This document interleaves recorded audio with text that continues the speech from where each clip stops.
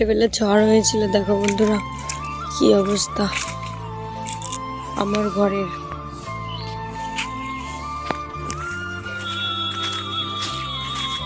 আমার ঘরটা পুরো ভেঙে গেছে।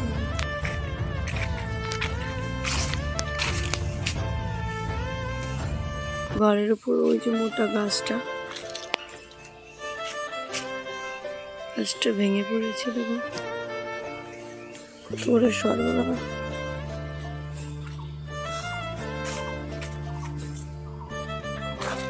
দেখতে পাচ্ছ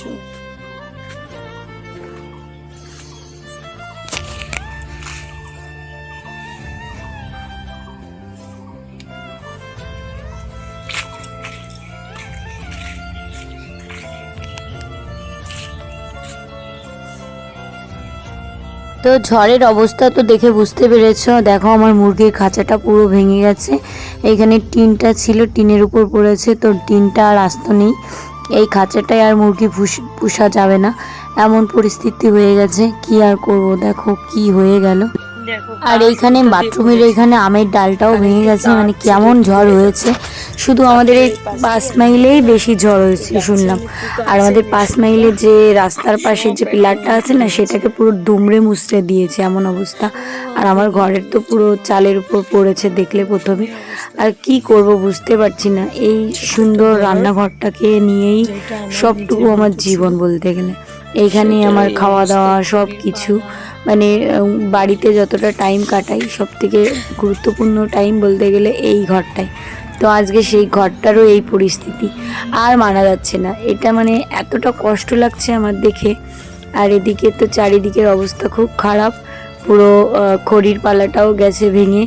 আর মানে ঘরে যে ঢুকবো, কাজ করব, সকালবেলা উঠে রাত্রেবেলা তো ঘুমোতেই পারিনি। রাত্রেবেলা এটা দেখেছি, তারপর ঘুমোতে পারিনি। ভাবছি যে কী হলো, রাত্রেবেলা তো কারেন্টও নেই, বোঝাও যাচ্ছে না। আর চারিদিকে কারেন্টের তার ছিঁড়ে গেছে। ওই যে মোটা গাছটা পুরো একদম মোটা, ওটা আমাদেরই গাছ আর আমাদেরই ঘরে পড়েছে আর কি।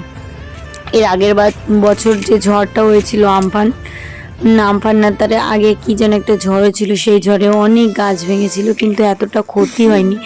এই নর্মাল একটা ঝড়ে যে এইভাবে ভেঙে যাবে। আর টিনের অবস্থা খুব খারাপ, মনের পরিস্থিতিও ভালো নেই।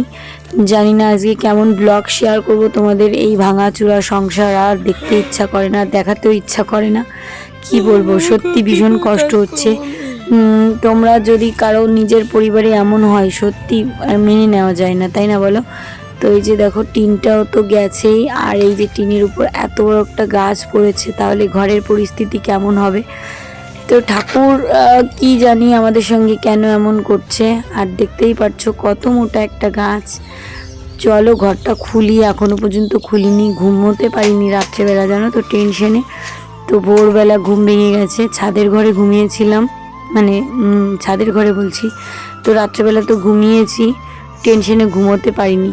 তো চলো ঘরটা খুলি, দেখি কত ক্ষয়ক্ষতি হলো ঘরটার।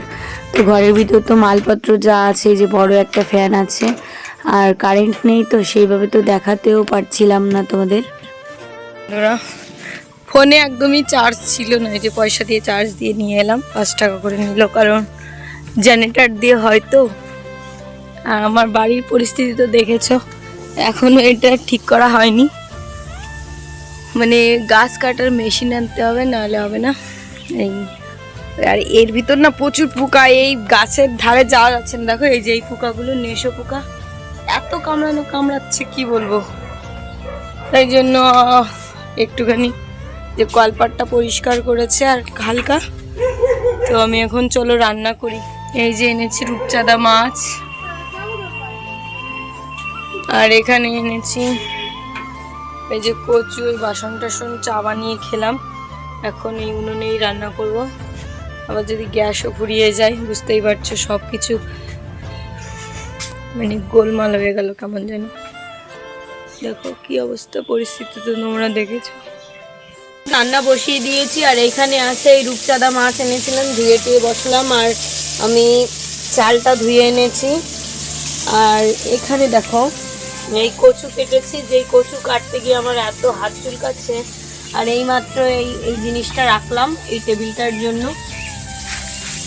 তো চলো আগে রান্নাটা সেরে নিই, আর তারপরে দেখো এই গাছটা সব কাটতে হবে, কারণ ওই ভীষণ পোকা এতে ভীষণ কামড়াচ্ছে, আর তোমাদের দাদাভাই দোকান খুলতে চলে গেছে, তাই জন্য চলো এই মাছটা আগে ভেজে নিই। আর এই কড়াইটাই না রান্না করে এত আরাম লাগছে আমার, কি বলবো, মাছগুলো কোনো সময় লাগে না, ভাঙে না। লোহার কড়াই যে এত ভালো হয়, একটা কিনলে ওই 50 বছর চলে যাবে, মানে আমার লাইফ উনুনে বিশেষ করে। সত্যি ভগবান বলে কিছু আছে।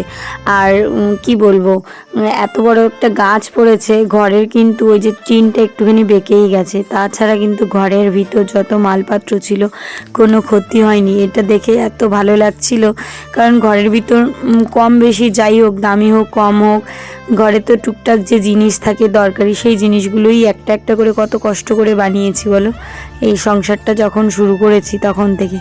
তো তারপরে এই যে ঘরটা যে একটু নষ্ট হয়নি সেটা দেখেই খুব ভাল লাগছে, মানে মনে একটা আলাদা শান্তি ফিরে এসছে। এখন ওই কী বলতো, গাছ কাটার লোক ডাকতে হবে, তারপরে আর কি ঘরটাকে ঠিক করতে হবে, মানে ওই গাছগুলো সরাতে হবে। আর এই দেখো এদিকে আমার রান্না হয়ে গেছে ডাঁটা শাকের তরকারি, আর এদিকে কচুর তরকারি রান্না করেছি, আর ভাত। তো এইগুলোই করলাম। এখনও অবধি গাছের মিস্ত্রি আসেনি যে আর কি গাছ কাটবে, তো এই যে আসলো, এসে এখন এক একটা করে ডালপালা এইভাবে সরাতে হবে, কারণ টিনের পর তো বড় গাছের ডালটা রয়েছে, ওইটার জন্য অনেকটা ক্ষয়ক্ষতি হতে পারে, সেই ভাবছি যে ওটা কিভাবে নামানো যায়। আর এদিকে না গাছের ভিতর প্রচণ্ড পরিমাণে নেশো পোকা, যেই পোকাগুলো ভীষণ কামড়াচ্ছে, আর এদের ঘরের বাসা ভেঙে গেছে, বুঝতেই পারছো, এরা পুরো পাগলের মতো হয়ে গেছে, কি করবে না করবে বুঝে উঠতে পারছে না, আর যে যাচ্ছে তাকেই কামড়াচ্ছে। এত কামড় খেয়েছি আজকে, প্রায় 500টার উপরে কামড় খেয়েছি, শরীরটা পুরো ব্যথা হয়ে গেছে। আর এদিকে দেখো কানে মুখে পায়ে সবসময়ের জন্য কামড়াতেই আছে।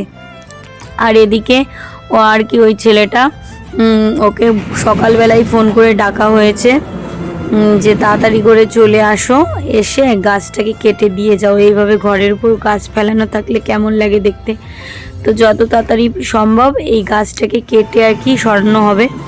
আর দেখো আমি এডিট করছি, এখন মনে গাড়ির একটা বাহার চলছে, এই ছাদের ঘরে এসে এডিট করছি না, ওই জন্য মানে প্রচণ্ড গাড়ির শব্দ হয়। তো দেখো মোটামুটি সব গাছগুলো সরানো হয়েছে, এখনও মোটা ডালটা বাকি আছে, সেটা আর কি সরাবে। আর তোমাদের দাদাভাইকে বলছি একবারে ডালগুলো ছেটে দাও। আর ওই দেখো মোটা ডালটা কিন্তু এখনও টিনের পর রয়েছে, তো এইটা সরাতে মানে একটু বুদ্ধি খাটিয়ে করতে হবে। আর কারেন্টও নেই, চারিদিকে কিন্তু তার ছিঁড়ে গেছে। আর এদিকে দেখো টিনের উপর দিয়ে কীভাবে কাটছে, নালে এইভাবে তো করার দিয়ে কাটা সম্ভব হবে না, তো এইভাবে কেটে কেটে ফেলছে, তার জন্য একটু সুবিধা হবে। আর যেহেতু ঘরের তেমন কোনো ক্ষতিই হয়নি, শুধু সামনের টিনটা বেঁকেছে আর উপরে ওই মটকার টিনটা ওইটা একটু বেঁকেছে, কিন্তু কোনো কিছু ছিদ্র হয়নি এখনও, যদিও বৃষ্টি হয়নি তো জল পড়েনি, বুঝতে পারিনি, যখন বৃষ্টি হবে তখন ঠিক একটু বোঝা যাবে। তো যাই হোক দেখো গাছগুলোকে এইভাবে কেটে কেটে দিচ্ছে, আর এই গাছটা দিয়ে অনেক জ্বালানি হবে।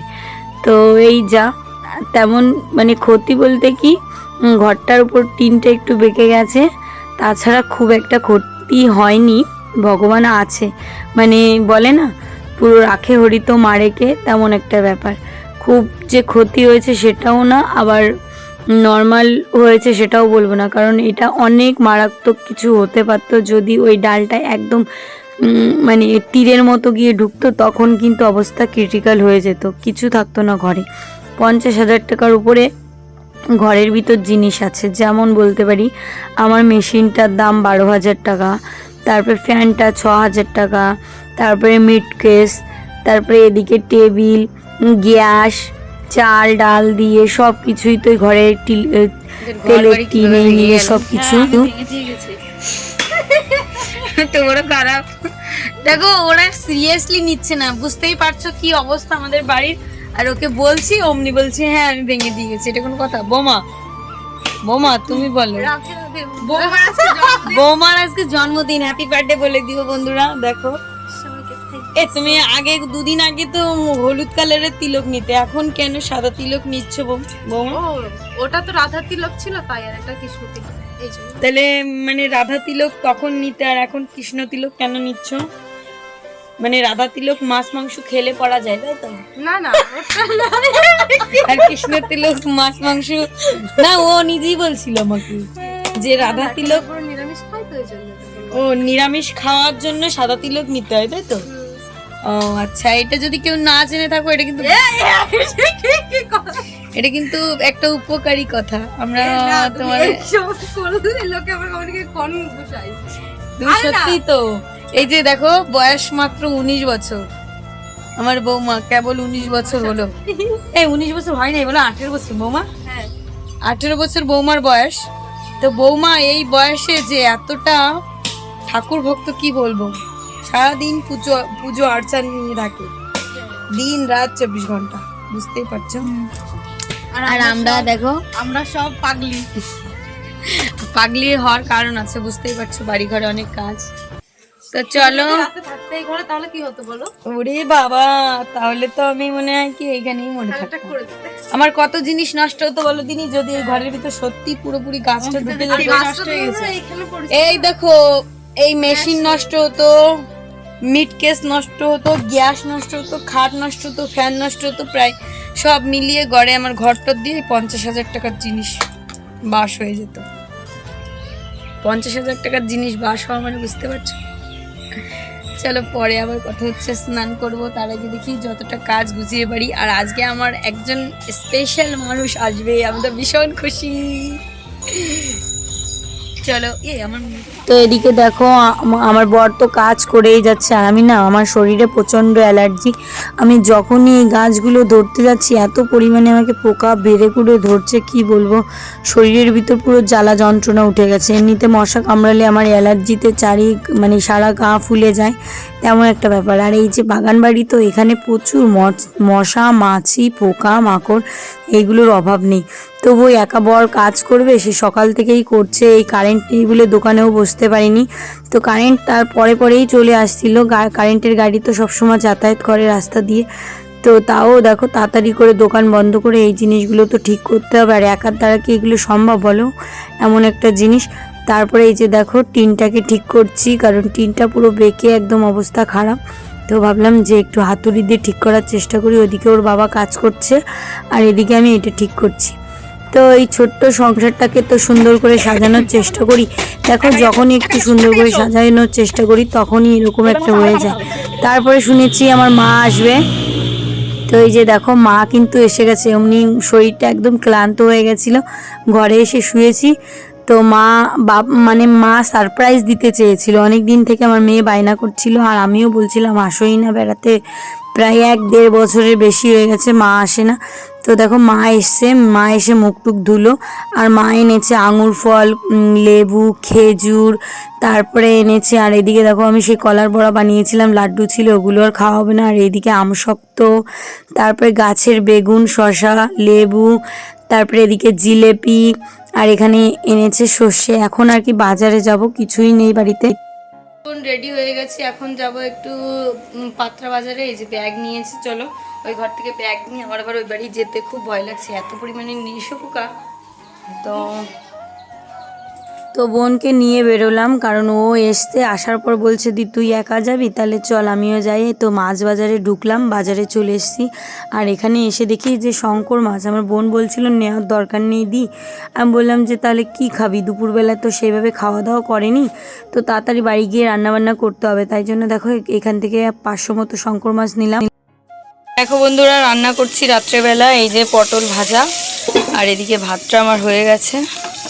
তো মা তো খেয়ে আসেনি। আর এদিকে দেখো, শঙ্কর মাছের ঝোল রান্না করেছি, একদম লাল লাল মশলা দিয়ে। তো রাত্রেবেলার মেনু এই পটল ভাজা আর ভাত, শঙ্কর মাছের ঝোল।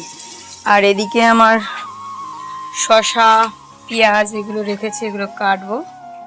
মার মন কি করে বুঝে গেল আজকে মেয়ের এত বড় বিপদ হয়েছে। মা দেখো, আমাকে না বলেই কিভাবে চলে এসছে, আমি জানতাম না, সারপ্রাইজ দিয়ে দিয়েছে আমাকে। না, বাবা একটুখানি বলেছিল, তারপরে মা জানতোও না যে আমি জানি। তারপরে এই যে দেখো, খাওয়া দাওয়া করলাম। তো দেখো, আমি শুয়ে পড়েছি, আর আমার মাকে, বোনকে আর আমার মেয়েকে দিয়েছি নিচের ঘরে। তো বিছানা করে নিয়েছি দেখো, টিনের ঘরে। তো এই ঘরটা একটু ঝাড়লাম, তারপরে গিয়ে এই যে বিছানা করলাম। তুমি এতক্ষণ পরে আসলে? না, হেডফোনের দরকার নেই। তো এখন ঘুমোবো, রান্না বান্না করলাম। আর শঙ্কর মাছ যেটা এনেছিলাম এতটা বাজে, কি বলবো, পুরো ঠকিয়ে দেয়। তোমাদের একটা কথাই বলবো, ঘোষপাত্রার থেকে, মানে ঘোষপাত্রা বলছি, কি নাম যেন, পাত্রার থেকে কোনোদিনও মাছ কিনবি না, এতটা বাজে দেয়। যারা আমার আশেপাশে ভিডিও দেখছো, তো যাই হোক, রান্না তো করেছি অনেক কষ্টে মষ্টে, কিন্তু একটুও মাছ খেতে পারিনি, সবটা ফেলে দিয়ে তারপরে এই যে ভাতও খেতে পারিনি। আর কালকে কিন্তু চাল অবশ্যই এনো। হ্যালো, তো চলো বন্ধুরা, আজকের ব্লগটা তাহলে এ পর্যন্ত রাখছি। যদি ভালো লাগে অবশ্যই লাইক করো, কমেন্ট করো, আর চ্যানেলটিকে সাবস্ক্রাইব করতে ভুলো না। আর আজকে সত্যি দিনটা এতটা খারাপ গেছে, সারা দিন আমাদের ওই বাড়ি কাজ করেছি, আর এত পরিমাণে মাজালি না, ওটা কাঠ পিঁপড়ে না কি বলে, ওর নাম কি, লাল পিঁপড়ে না, নেশো, যেগুলো দিয়ে মাছ ধরে না মানুষ, গাছের পিঁপড়ে এত কামড়েছে কি বলবো, মানে সারা শরীরটা আমার পুরো ব্যথা হয়ে গেছে, গলা টলা পিঠ টিট গায়ের ভিতর ঢুকে ঢুকে। তো এখন ঘুমোই, এখন মানে ড্রেসটা চেঞ্জ করব, হাত পা মুখ ধুবো, আমি বিছানাটা করে আমি একটা ভিডিও এডিট করলাম, এখন এটাকে পোস্ট করব, মানে এটাকেও রেডি করব। তো চলো, দেখা হচ্ছে আরেকটি সুন্দর ব্লগ নিয়ে। তোমরা প্লিজ পাশে থেকো, অবশ্যই ভালোবাসা দিও। সবাইকে টাটা, গুড নাইট।